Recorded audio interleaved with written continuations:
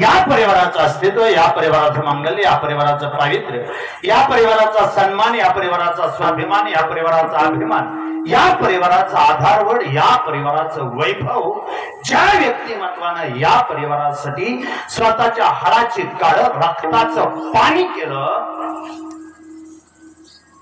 या परिवाराचे वडील कोणताही शब्द जोडा, कैलासवाशी म्हणा, वैकुंठवाशी म्हणा अथवा स्वर्गवाशी म्हणा, माझ्या पाठीमाग जो बोर्ड लावलाय त्यावरून सहज अंदाज यावा.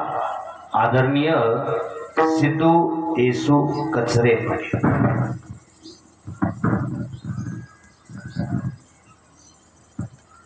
दादा म्हणायचे सगळे हे अतिशय आदर्श जीवनशैली. विशाल बुवा, आल्यापासून तुम्ही या सगळ्या परिसराचा अंदाज घेतला, ह्या सगळ्या लोकांचा अंदाज घेतला, तर अतिशय साधी माणसं जे उद्देशून बोलावा हा हेतू नाही, पण धनगर समाजाचा जो मूळ पेहराव आहे, तो मूळ पेहराव ह्या लोकांकडे बघितला की स्वच्छ डोक्याला फेटा, ह्या सगळ्या गोष्टी एकत्र केल्या की ह्यांचा साधेपणा लक्षात. एक सांगतो विषय, ही माणसं पण प्रामाणिक झाले आणि छाती ठोकपणे सांगतो गड्या, लबाडीच्या झगमटापेक्षा आम्हाला आमच्या साधेपणातला प्रामाणिकपणा सदैव आनंद.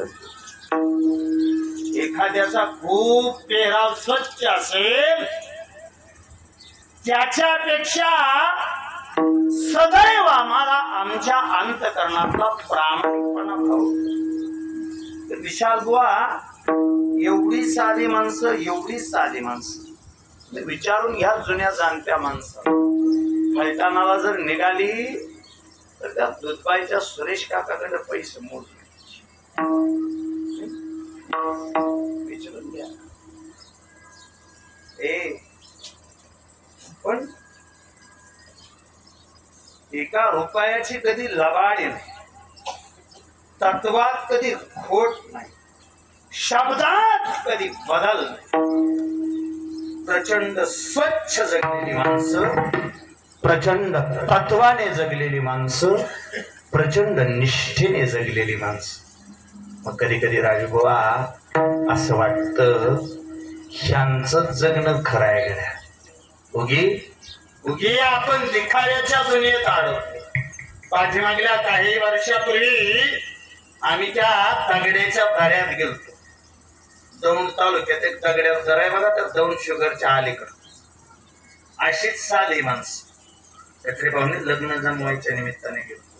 त्यांच्यातली एक मुलगी आमच्या मावस भावाला करायची म्हणून गेलो. तर ती साधी माणसं दिसली आणि मग आमच्यात लावायचं फुगीरपणा जागा झाला. मला वाटलं आपण मास्तर बे कीर्तनकार बे तसंच आहे.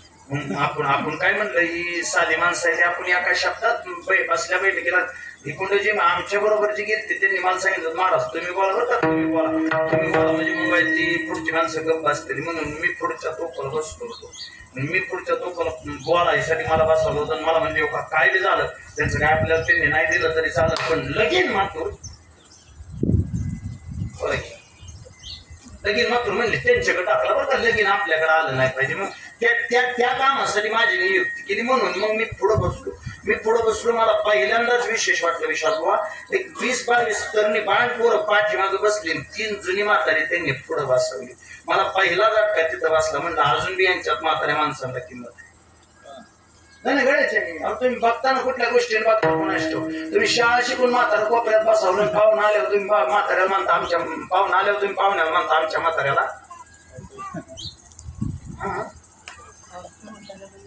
अहो नाही कुठलं आमच्या म्हाताऱ्याला काही कळत नाही म्हणले माणूस पाहुण्याला म्हणते आमच्या म्हाताऱ्याला काही कळत नाही की हे आपण शिकून एवढी शेणे जाऊ मी जे पाहुण्यांच्या पुढे बसलो 3 म्हातारी माणसं पुढे बसली त्यात बीजी थोरलं होतं त्यात 3 बीजी थोरलं होतं त्याने हात जोडून सांगितलं म्हणले हो का महाराज एका शब्दात दिशात त्यांनी बोलूनच दिलं नाही मला म्हणले हो का तुम्ही आहे महाराज मंडळी तुम्ही बोलायला लागला म्हणजे आम्हाला सुधारायचं नाही त्यापेक्षा योगा म्हणले महाराज तुम्ही कसं जमवा नाही तर जमवू नका पोळ्या कवाच म्हणजे कुराण कवाच शिजायला घातलंय म्हणजे तुम्ही जमावलं लगेल तरी चालतंय आणि मोडलं तरी चालतंय पण जाताना पोळ्या खाऊन जाऊन सगळ्यात महत्वाचं म्हणले हो का आम्ही साधी माणसं आहे 30 वर्षाखाली आम्ही ह्या दगड्या दारात मेंढर राखायला आलो आम्ही तिघात 300 एकर जमीन घेतली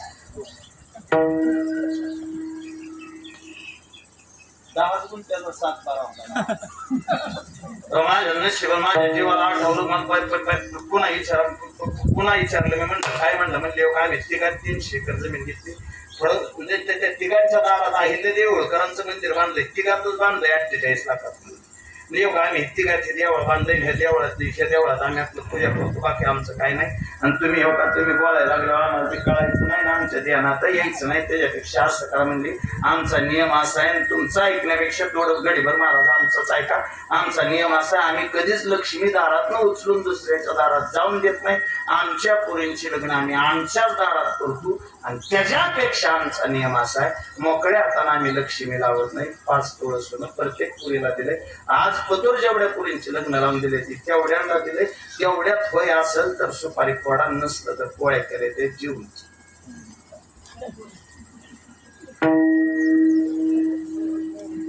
काय बोलल बुवा ज्यांनी मला पुढं घातलं होतं म्हणले तू तेवढं लगीन त्यांच्याकडे ढकल मी त्यांच्याकडे बघितलं ते खाली मागे टोकरत होतं मी काय बोलायचे त्यांना मी सोपं बोलतो साधं बोलतो की माणसं साधी राहिली पण आयुष्यभर थोडं माफ करा पुढच्या वाक्यात कदाचित आमच्याकडून गाथेतले अभंग पाठ झाले नसते पण आमचं जगणं आयुष्यभर तुकोबरांच्या गाथेला अनुसरून होतं एवढं मात्र निश्चित आहे आम्हाला गाथेतला अभंग पाठ नव्हता पण आम्ही आमच्या पोराबाळांना शिकवताना एक शिकवलं होतं दादासाहेबांना शिकवताना शिकवलं होतं भीमरावरावांना शिकवताना शिकवलं होतं पोरांनो आयुष्यभर ध्यानात ठेवा आपलं त्याला आपलं म्हणा लोकाचं त्याला लोकाचं म्हणा प्रचंड पैसा कमवा पण कमवत असताना पैसा मागतो चांगल्या मार्गाने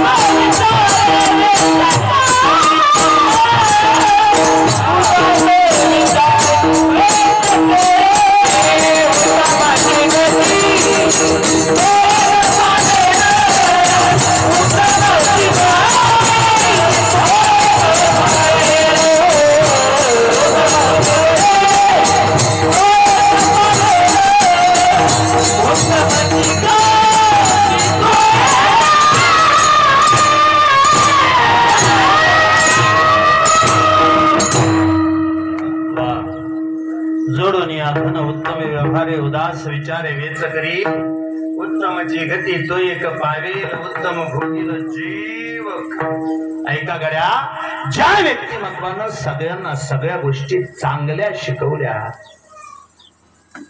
त्या आदरणीय दादांचं गेल्या 5 वर्षापूर्वी देहावसान झालं. बर देह ठेवला, पण ठेवला कसा? कापुराच्या वाती उजळल्या ज्योती, थाळीच समाप्ती झाली जैशी, या न्यायानं सहज लिलिया देह ठेवला. हसत हसत देह ठेवला. 2 मुलं, आदरणीय भीमरावजी, आदरणीय दादासाहेबजी, दोन्ही लेकरं हळहळली. 5 मुले, भागोबाई, सुमनताई, इंदुबाई, चंद्रभागा, सगळ्यात लहान धाकट्या लक्ष्मीबाई. 5 पोरींपर्यंत बातमी पोहोचली, दादा गेले म्हणून. पोरी धावत दारात आल्या आणि दारात येऊन उभा राहिल्या. सताळ उघड्या असणाऱ्या घरांकडे बघितलं आणि आपसूक डोळ्यातून पाणी आलं. दादा, जोपर्यंत तुम्ही घरात होता तोपर्यंत या घरातून टाळाचा आवाज यायचा, भजनाचा आवाज यायचा.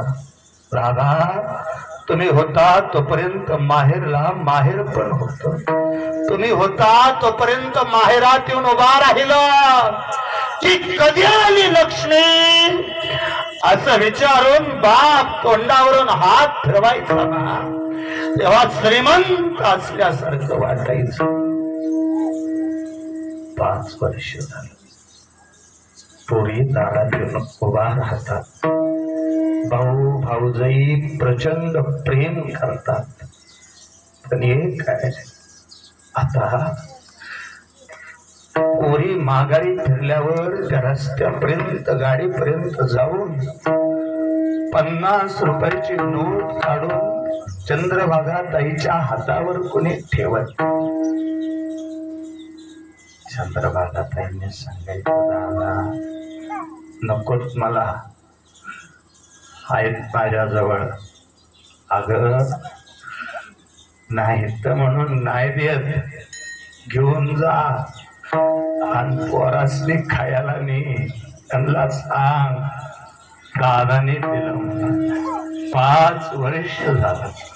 लाखो रुपये जवळ आले, लाखो रुपये गेले, पण दादांनी दिलेल्या 50 रुपयाच्या नोटाला जी किंमत होती ती किंमत बहुतेक पुन्हा कोणत्या पैशाला आली नाही ग. माहेरात बाप होता तोपर्यंत आनंद होता, बाप होता तोपर्यंत आधार होता.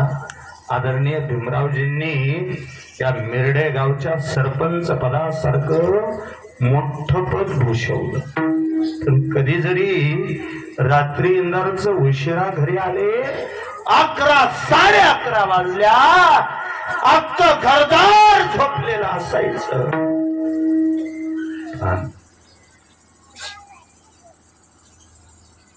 का उशीर झाला असं दादा विचारायचे ना, तेव्हा आम्हीच म्हणायचो, दादा झोपत जा तुम्ही, काम असतात. असं नका, परवाच लवकर येत जा गड्या. दुनिया ही असली काळजी वाटते. काय काळजी करत असताय? अजिबात काळजी करत जाऊ नका. शालबुवा, आता अडचण ही नाही की काळजी करणार कोणी राहिलं नाही. आता अडचण ही आहे, उशीर आलं तर रागवणार कोणी राहिलं. उशीर आलं तर आपल्यासाठी जागं राहणार आता कोणी राहिलं नाही. दादा निघून गेले. घटनेला 5 वर्ष पूर्ण होतात. अजून सुद्धा लेकर त्या पांडुरंगाकडे बघतात आणि विटेवरच्या मालकाला सांगतात, देवा आमचा आनंद बघायला अजूनही आमचा बाप आमच्या जवळ पाहिजे होता. नातवंडांचं कर्तृत्व बघायला अजून आमचे दादा आमच्या सोबत असायला पाहिजे होते. पण का नष्टो देवा, एका निष्ठावंत वारकऱ्याचा शेवट केला. तेव्हा का कुणाष्टो पण थोडा वैऱ्यासारखा. देव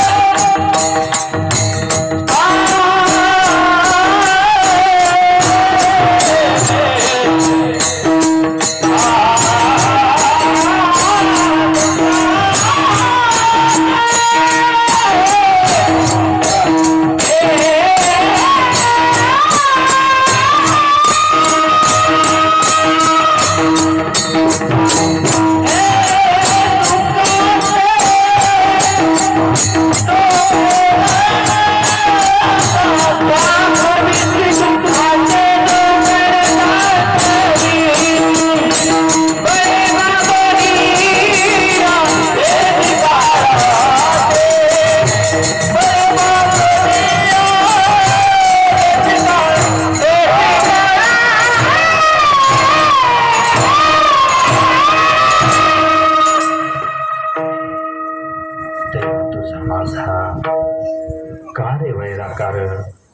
दुःखाचे डोंगर दाखविशी बळे बांधुनिया देशी काळ हाती ऐसे काय चित्ती आले तुझ्या. आम्ही देवा तुझी केली होती आशा बरवे ऋषिकेशा कोळ आले देवा का कुणास थोडा वैऱ्यासारखा वागला रे.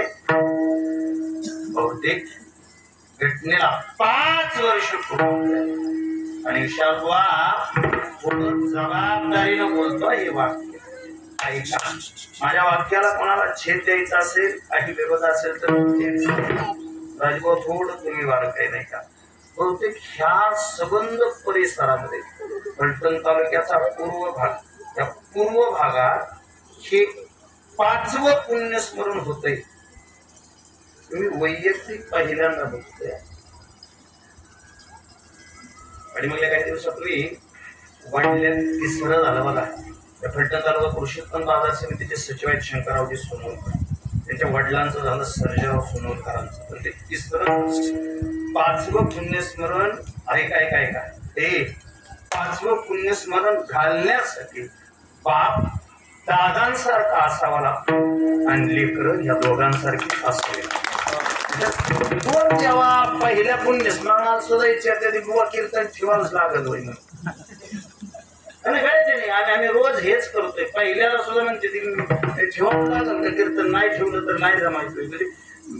1000 वेळा सांगावं लागतं जगी आईचा बाप व्हावा ज्याचा वंश मुक्ती सजावा आणि पुत्र व्हावा आईचा गुंडा ज्याचा तिही लोके झेंडा.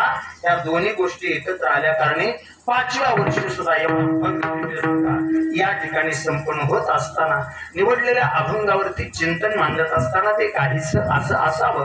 अतिशय सोपं आहे का? आज जरी तुम्ही आम्ही सगळे भगवंताकडे बघून 5 वर्षानंतर रडत असो, पण हे काय, मृत्यू हे मानवी आयुष्यातलं अंतिम सत्य. कोणी असं काळा असला मरायचंय, गोरा असला मरायचंय, गरीब असला मरायचंय, श्रीमंत असला मरायचंय, रस्त्याच्या कडेला झोपणारा भिकारी असला तरी मरायचंय आणि करोडो रुपयाच्या बंगल्यात राहणारा जागीरदार असला तरी मरायचंय. मृत्यूने आजपर्यंत कधी कुणाला सोडलं नाही. नाहीतर आणखी सोपं, ज्या खोलीमध्ये बाळ बाळंतीण ठेवतात, बहुतेक बाळ बाळंतीण ज्या खोलीत ठेवतात त्या खोलीतला दिवा 3ऱ्या दिवशी विझून देत नाहीत का 7व्या दिवशी.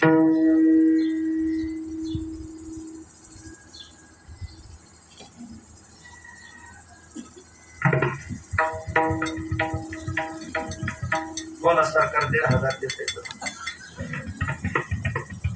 आई बोला तुम्ही बरोबर बोलताय. 5व्या दिवशी मी म्हणलो 3ऱ्या आणि 7व्या म्हणून तुम्ही थोडस बोलता. 5व्या दिवशी बाळ बाळंतणीच्या खोलीतला दिवा विझून देत नाही. ते जुन्या काळात. आता दिवा लावणारा दिवा जन्माला यायला लागल्यापासून म्हाताऱ्यांनी दिवा लावायला बंद केलं. काय म्हणतात, दिवा लावणारा दिवा जेव्हापासून जन्माला यायला लागला तेव्हापासून म्हाताऱ्यांनी दिवा लावायचं बंद केलं. नाही तर जुन्या म्हाताऱ्यांना विचारून 5व्या दिवशी मात्र ते बाळ बाळंतणीच्या खोलीतला दिवा विझून देत नव्हता. कारण त्यांना माहिती होतं 5व्या दिवशी म्हणे ती येते, 6वी येते आणि 6वी अक्षर घालते. जुन्या बिचाऱ्यांना माहिती आहे. तुम्ही ज्याला 6वीची अक्षर म्हणता त्याला आम्ही आमच्या भाषेत प्रारब्ध म्हणतो, त्याला आम्ही आमच्या भाषेत कर्मरेखा म्हणतो. 6वीनं एकदा अक्षर घातलं त्या दिवशी ठरलं तुम्ही आयुष्यात किती मोठं होणार, त्या दिवशी ठरलं तुम्ही आयुष्यात किती यश मिळवणार, त्या दिवशी ठरलं तुम्हाला आयुष्यामध्ये पद पैसा प्रतिष्ठा मान मानकूक या सगळ्या गोष्टी किती मिळणार ते. आणि त्याच दिवशी ठरलं आयुष्यातला शेवटचा श्वास तुम्ही कधी घेणार, कुठं घेणार आणि कसा घेणार ते. आणि एकदा तिने लिहून ठेवलं की त्याच्यामध्ये बदल करण्याची ताकद कोणातच नाही. ऐका, 6वीनं एकदा मृत्यू लिहिला की त्या वाटेनं महापुरुषांना जावं लागलं. छत्रपती शिवाजी राजांना जावं लागलं, राजमाता अहिल्यादेवी होळकरांना जावं लागलं, डॉक्टर बाबासाहेब आंबेडकर, महात्मा फुले यांच्या सहित सगळ्या महापुरुषांना त्या वाटेनं जावं लागलं. त्या वाटेनं दशकवा साधू संतांना जावं लागलं. एक दिवशी ज्ञानोबांना स्वतःचं शरीर त्या मातीमध्ये समाविष्ट करून संजीवन समाधी घ्यावी लागली. नाथांना शरीर पाण्यात सोडून द्यावं लागलं आणि तुकोबांना सदेह वैकुंठ गमनाने का होईना पण जावं लागलं. मी महापुरुषांबद्दल बोलेन, साधू संतांबद्दल बोलेन. ज्या सातारा जिल्ह्यात तुम्ही मला कीर्तनाला उभा केलंय, या सातारा जिल्ह्यातली कीर्तन क्षेत्रातली 2 दिग्गज नावं गेल्या वर्षी गेली. गुरुनाम गुरु बाबा महाराज सातारकर गेले आणि गुरुवर्य नामदेव बाप्पा शामगावकर गेले. हे 2 दिग्गज नावं गेल्या वर्षी संपून गेली. ऐका गड्या, महापुरुष गेले, संत गेले, संप्रदायातले दिग्गज गेले. या पुढे जाऊन बोलतो, प्रभू रामचंद्राला सुद्धा एक दिवशी स्वतःच शरीर नदीमध्ये समर्पित करावं लागलं. आणि कृष्ण परमात्म्याच्या बाबतीत विचार करता भगवान गोपाल कृष्णाला एका शिकाऱ्याने बाण मारला. मारलेला बाण कृष्णाच्या छातीला लागला का कंठाला.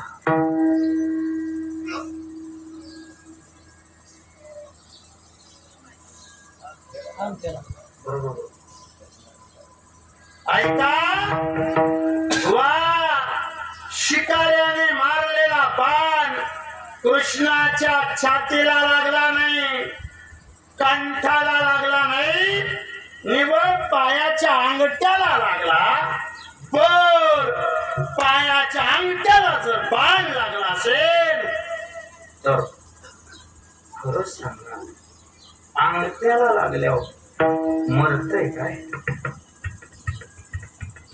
अहो आपण भावाचा हातभर बाण कोरलाय तरी आपण मेलो नाही. अंगठा फुटला.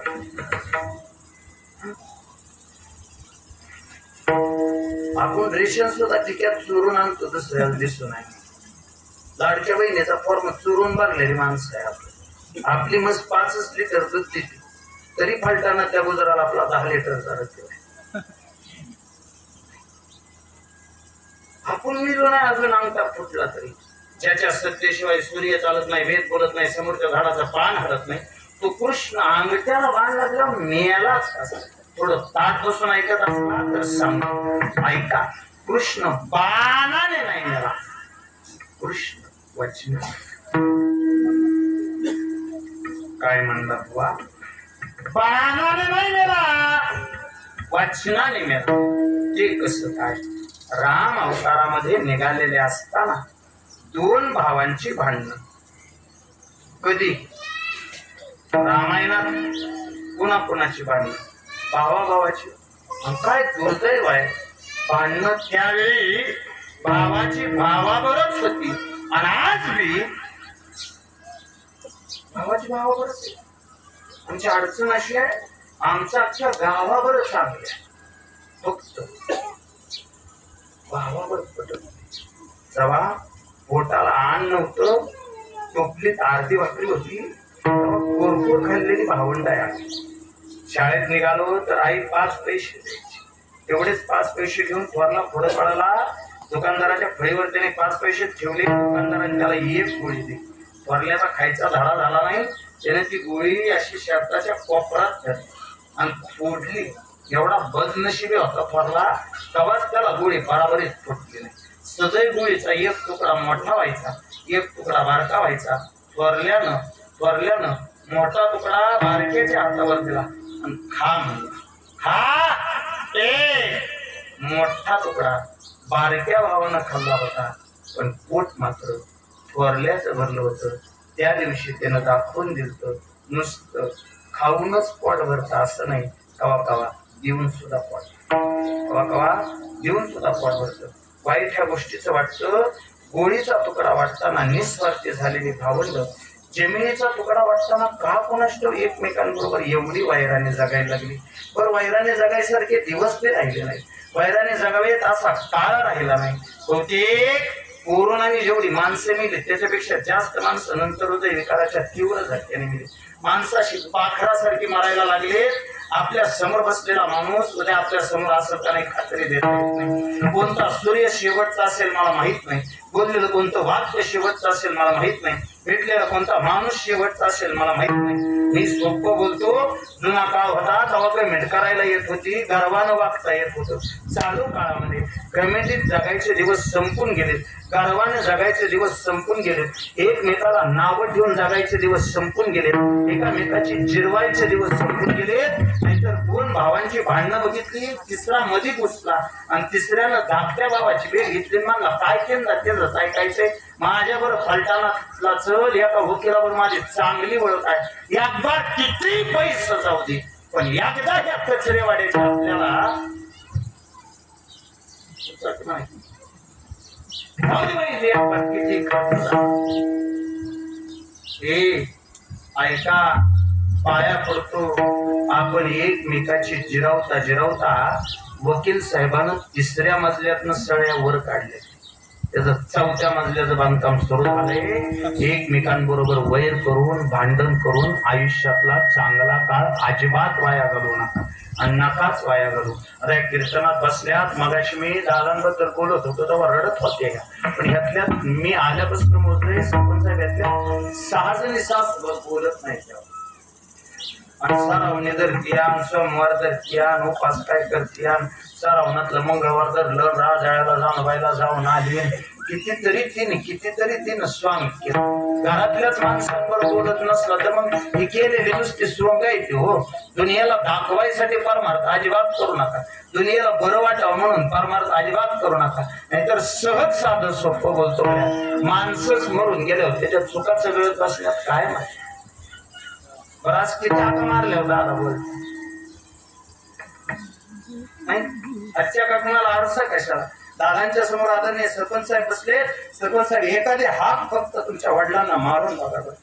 ज्या बापानं आयुष्यभर संप्रदायाची वारी केली, ज्या बापानं आयुष्यभर देवाधर्माचं काम केलं, असा बाप तुमच्या समोर आहे. दादा हाक मारताय लेकरू, फक्त एकदा आवडे.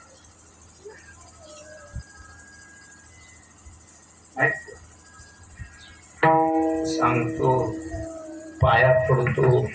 फोटो बोलत नाहीत, फोटो आव देत नाहीत, फोटो तोंडावरनं हात फिरवत नाहीत. म्हणून माणसं जिवंत आहेत तोपर्यंतच माणसाला बोलून घ्या. वैरानं, घमेंडीनं, गर्वानं अजिबात फुगू नका. आणि कसल्या गर्वानं फुगला रे. एखाद्याकडे 4-2 एकर जमीन आहे म्हणून फुगावं. 3,68,000 एकर जमीन आहे एका माणसाच्या नावावर.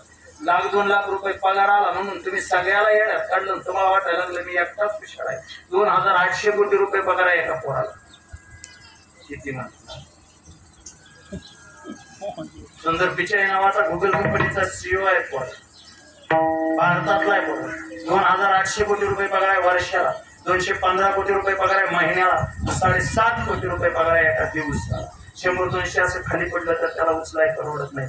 उचलाय जेवढा टाइम लागतो त्यापेक्षा जास्त उत्पन्न मेहनतीत जागायला लागला. जो परवा म्हणतो विशाल बुवा हे सगळं सोडून द्यावं वाटतं आणि एक दिवशी अध्यात्माच्या वाटेनं चालून आयुष्याचा उद्धार करून घ्यावा वाटतो. पैशावाल्याने जर घ्यावं लागते, जमिनीनं कुठल्या पैशानं फुगायला लागला अजिबात फुगू नका. हा तिथं होतं त्या कृष्णाचा मृत्यू सांगत होतो मी तुम्हाला.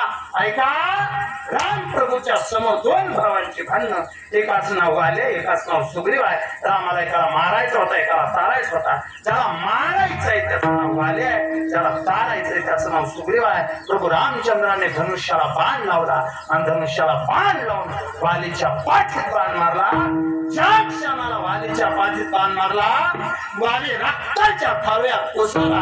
डोळ्याला खळखळ पाणी. प्रभू रामचंद्र शेजारी आले, वालीला विचारलं, वाली मरताना रडतो कसा. वारकऱ्याला आणि क्षत्रियाला मरताना रडायची परवानगी नाही. तुम्ही जर वारकरी असाल तर तुम्हाला हसतच मारावं लागेल आणि तुम्ही जर क्षत्रिय असाल तर तुम्हाला हसतच देह ठेवावं लागेल. क्षत्रिय रडतो कसा. रामा मरतो म्हणून नाही रडत, मग पाठीत बाण मारला म्हणून रडत. मी क्षत्रिय आहे तर माझ्या छातीवर वार करायला पाहिजे होता आणि छातीवर वार करून तुम्हाला मारायला पाहिजे होतं.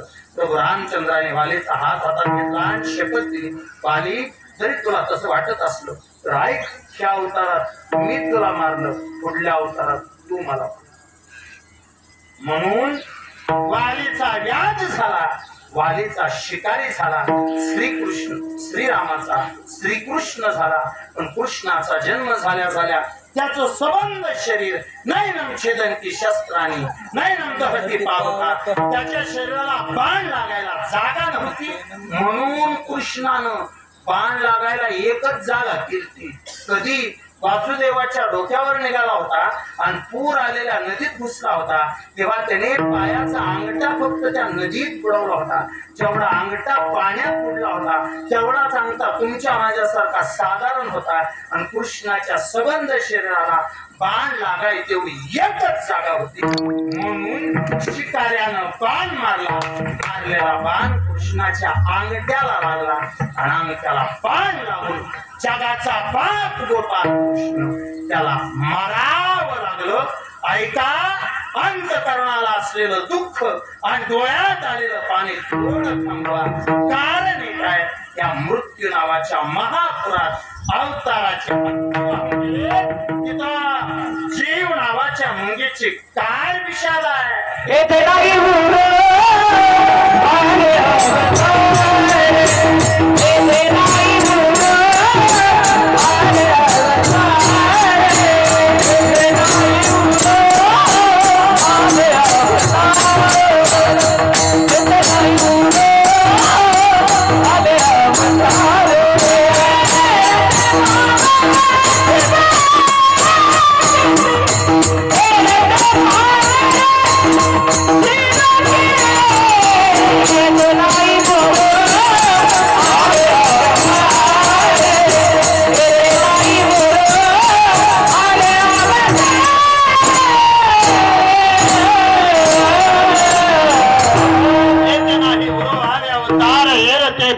जीव किती तरी तर अवतार शिल्लक राहिले नसतील तर जीवाची काय विषाद आहे.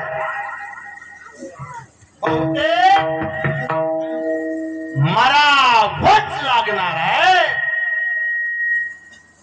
हे जर अंतिम असेल तर एका निष्ठावंत वारकऱ्याच्या 5व्या पुण्यस्मरणाच्या निमित्ताने वाक्य बोलतो. ऐका, मरावच लागणार आहे. हे जर अंतिम असेल तर वाईट वागून वाईट मरण्यापेक्षा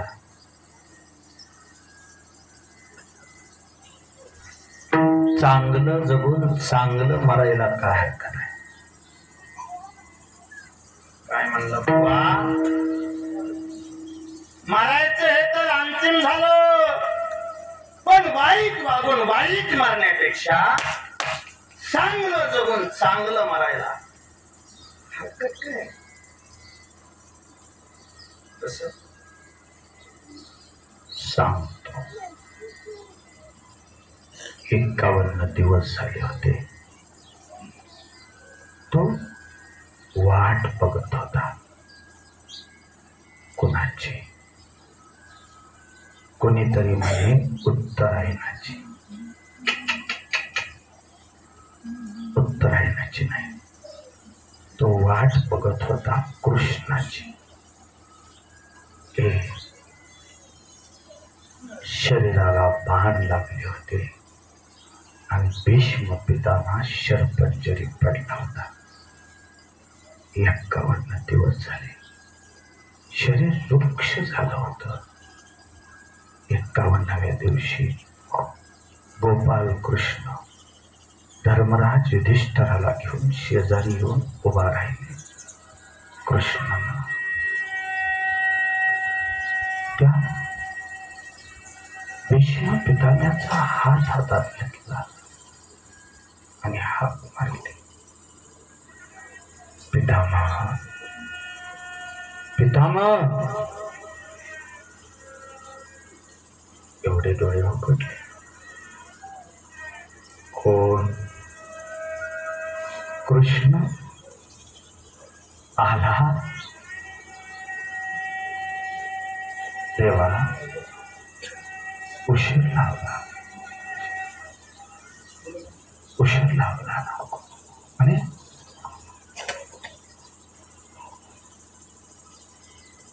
एकावन्न दिवस झाला. कृष्णा का कुणास पण शरीराला 113 बाण लागलेत. आणि देवा, आयुष्यभर वाईट न वागलेला हा पितामह 51 दिवस तुझी वाट बघत. कृष्णा कृष्णा सांग ना काय चुकलं. अरे पाठीमागल्या जन्मी तू एका गिधाडाला मरताना स्वतःची मांडी दिली होती. जटायूला तो तुझ्या मांडीवर मृत्यू दिलता आणि आयुष्यभर निष्पाप राहिलेला हा भीष्म पितामह याला तू 113 बाण लागून मारतो. सांग कन्हैया काय चूक झाली.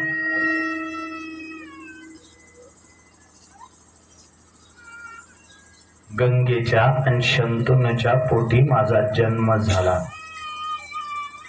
मूळ नाव देवव्रत, पण जन्म झाल्या झाल्या आई सोडून गेली आणि मी बापावर प्रचंड प्रेम केलं. माझ्या तारुण्यात आणि बापाच्या वार्धक्यात बापाला विवाहाचा मोह झाला, म्हणून मी माझं तारुण्य बापाला दिलं आणि बापाचं म्हातारपण मला घेतलं. जिच्या बरोबर बापाचं लग्न लावायचं होतं तिचं नाव चित्रगंधा.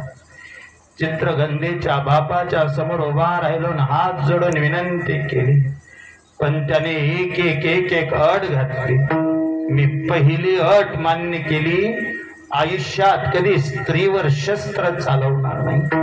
दुसरी शपथ घेतली, आयुष्यात कधी लग्न करणार नाही. आणि तिसरी शपथ घेतली, उद्या आयुष्यात कधी गादीवर बसणार नाही. कृष्णा एकदाही स्त्रीवर शस्त्र चालवलं नाही, विवाहाचा कधी मोह झाला नाही आणि गादीकडे कधी बघितलं सुद्धा नाही. सांग देवा एवढं चांगलं वागून आज एवढं मोठं दुःख माझ्याच वाट्याला कशासाठी. निशालवा हा प्रश्न फक्त पिताण्याचाच आहे असं नाही.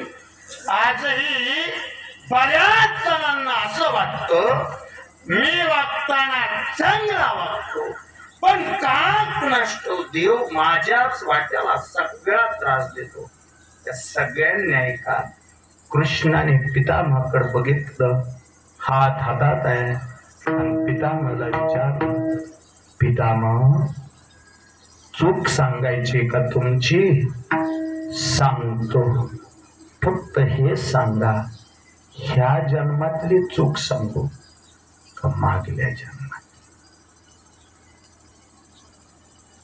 देवा चूक झाली म्हणलं दोन्ही जन्मातली सांग. ऐका पितामह, एकतर मागल्या जन्मी तुम्ही राजपुत्र होता, घोड्यावर बसून निघाला होता. तुमच्याकडे 3 गोष्टी होत्या, सत्ता, संपत्ती आणि तारुण्य. पद होत, पैसा होता आणि तारुण्य होत. या तिन्ही गोष्टी एकत्र होत्या. तुम्ही रस्त्याने निघालेल्या असताना रस्त्याच्या कडेला तुम्हाला एक सरडा दिसला. तुमच्या दोघांची एकमेकांशी नजरानजर झाली, पण का कुणास ठाऊक त्या सरड्याने तुमच्याकडे बघून सुद्धा न बघितल्यासारखं केलं. त्या सरड्याने अजिबात मान सुद्धा हलवली नाही हो. आणि का कुणास ठाऊक गोष्ट कृष्णाच्याच काळातले असं नाही दर्शक. अजून सुद्धा गावोगाव असे 4-5 सरडे जिवंत आहेत. तुम्ही चला म्हणला तरी सरडा मान हलवत नाही. तुम्ही राम राम म्हणला तरी सरडा नुसता बघत सुद्धा नाही. तुम्ही जय हरी म्हणला तरी सरडा ताटच. मग सरड्याच्या लाहुरी चांगल्या दराने ऐकल्या त्या त्याचा यंदा डाळिंबाई कोणासतो. पण सरडा फुगलाय एवढं मात्र नाही. बहुतेक गावोगावच्या सरड्यांना निरोप द्या. ताटपणा हे मुडद्याचं लक्षण आहे. जिवंत माणूस सदैव झुकू शकतो, वाटू शकतो. नाहीतर अजून सांगतो, फुगलेल्या सरड्यांना निरोप द्या. जर समजा मेलेलं फुगलं तर वर येत. मेलेलं जर फुगलं तर वर येत आणि जिद्द फुगलं खाली क्षेत्र कुठलं बी असत. उलटी ज्ञानेश्वरी पाठ असणाऱ्या गाड्यांनी सुद्धा तो स्वस्तिक काढलं ना अंतरपाठ म्हणून आता ते लागणार. त्याला नेसायच नाही मिळाला कवा नेस. मी सोपं सांगतो तुमच्याकडे ज्ञान किती ह्याला शून्य किंमत आहे. लोकांशी तुमची वागणूक कशी आहे ह्याला जास्त किंमत आहे. नाहीतर ज्ञानाला ऊत आलाय. माझा देव सुद्धा ज्ञानाचा भुकेला नाही, तो प्रेमाचा भुकेला. तो प्रेमाचा भुकेला आहे. सोपं साधा आहे सगळ्या. पितामह रस्त्याच्या कडाला असणारा सरडा त्याने तुमच्याकडे बघून मान हलवले नाही, म्हणून तुम्ही बाणाच्या टोकावर सरडा उचलला, भविष्याला बाण लावला आणि सरडा फेकून दिला. ज्या क्षणाला सरडा फेकला तो सरडा काट्याच्या फांदरीवर पडला आणि त्या सरड्याच्या शरीरात 113 काटे टोचले. सरड्याकडे ताकद कमी होती म्हणून सरड्यानं थेट देवाकडे तक्रार आणि शांत डोळे झाकून अंतकरणापासून सरडा म्हणला होता, देवा काही चूक नसताना कुणीतरी माझ्या शरीराला काटे टोचवलेत, ज्याने मला काटे टोचवले, त्याचा बदला तुला घ्यावा लागेल. मोजा पितामह, तुम्ही सरड्या टोचलेल्या काट्यांची संख्या 113 होती आणि तुम्हाला टोचलेल्या बाणांची संख्या 113 आहे. हे दुसरं काही नाही. केले कर्म झाले त्याची भोगा आले, उपजले मेले ऐसे किती. आज तुम्ही जे भोगताय ते कधी ना कधी तुम्ही केलेल्या कर्माचं फळ आहे. मागच्या जन्मीची ही चूक आहे आणि ह्या जन्मी म्हणत असाल तर मला मान्य आहे. मी एका गिधाडाला स्वतःच्या मांडीवर मरण दिलंय. जटायू नावाचं गिधाड मी राम असताना माझ्या मांडीवर मेलं. तुमच्या दोघात फरक एवढा आहे, त्याच्या समोर स्त्रीची आबरू लुटली जात असताना त्याने स्त्रीची आबरू वाचवायचा प्रयत्न केला आणि पितामह भर सगळे तुमच्या समोर द्रौपदीची आबरू लुटली जात असताना तुम्ही खाली मान घालून बसला होता. तुम्ही जरी त्या पापात सहभागी नसला तरी उघड्या डोळ्यानं तुम्ही ते पाप बघितलं. म्हणून जो स्त्रीची आबरू वाचवतो त्याला मी माझी मांडी देतो आणि ज्यानं स्त्रीची आबरू लुटण्याचा प्रयत्न केला अथवा त्या प्रयत्न करणाऱ्याला मदत केली त्याला मी असाच तडफडून मारतो. ध्यानात ठेवा, एवढा अधिकारी असणारा भीष्म पितामह शरपंजरी पडून मेला. आंधळा धृतराष्ट्र जंगलात जुळून मेला. च्या उलट गेल्या 5 वर्षापूर्वी या समस्त परिवाराला या सबंध कचरेवाड्याला एक दिशा देणारा व्यक्तिमत्व, आदर्श देणारं व्यक्तिमत्व, पोरा बाळांनी कसं जगायचं असतं, वागायचं असतं हे शिकवणार बाप नावाचं व्यक्तिमत्व गेल्या 5 वर्षापूर्वी निघून गेलं. ते सहज देह ठेवला. देह ठेवत असताना पोरी बाळा रडत असतील, दोन्ही पोरं रडत असतील. कलावती नावाची पत्नी कदाचित कपाळावरचं कुंकू, गळ्यातलं मंगळसूत्र सोडून द्यावं लागेल म्हणून तिचं अंतकरण भरून आलं असेल. पण दादांनी सगळ्यांकडे हसवून बघावं आणि सांगावं, लेकरांनो अजिबात रडू नका. ऐका, शक्य तेवढी लई सेवा केली तुम्ही. माझ्या पांडुरंगाची मी सेवा केली आणि तुम्ही मला पांडुरंग मानून शेवटपर्यंत माझी सेवा केली. माझी दोन्ही पोरं माझ्या दोन्ही हातासारखी सदैव माझ्या भोवताली राहिली. 5 पोरी हाताच्या 5 बोटांसारख्या सदैव माझ्या शेजारी राहिल्या.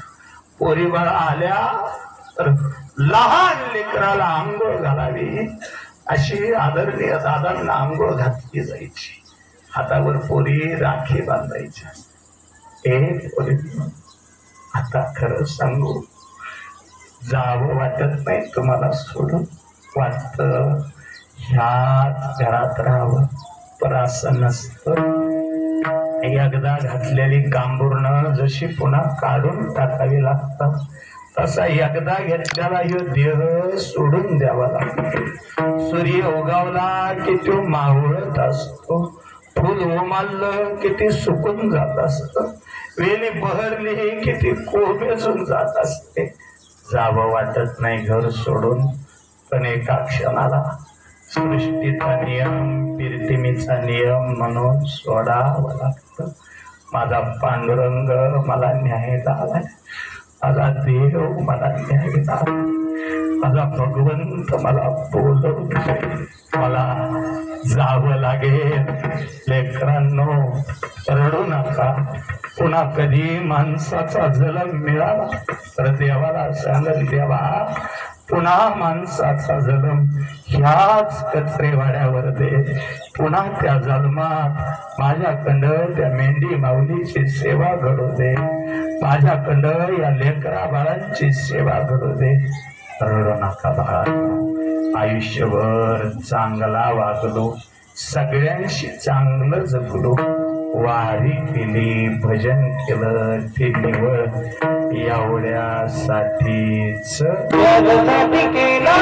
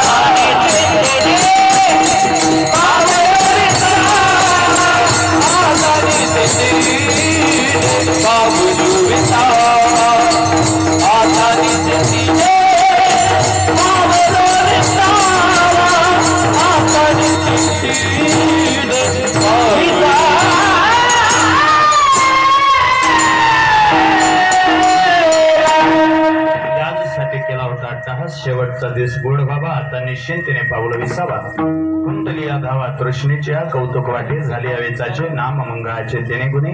ज्या नावाचं दादांना सदैव कौतुक वाटायचं अशा माझ्या विठ्ठलाचं गोड नाव.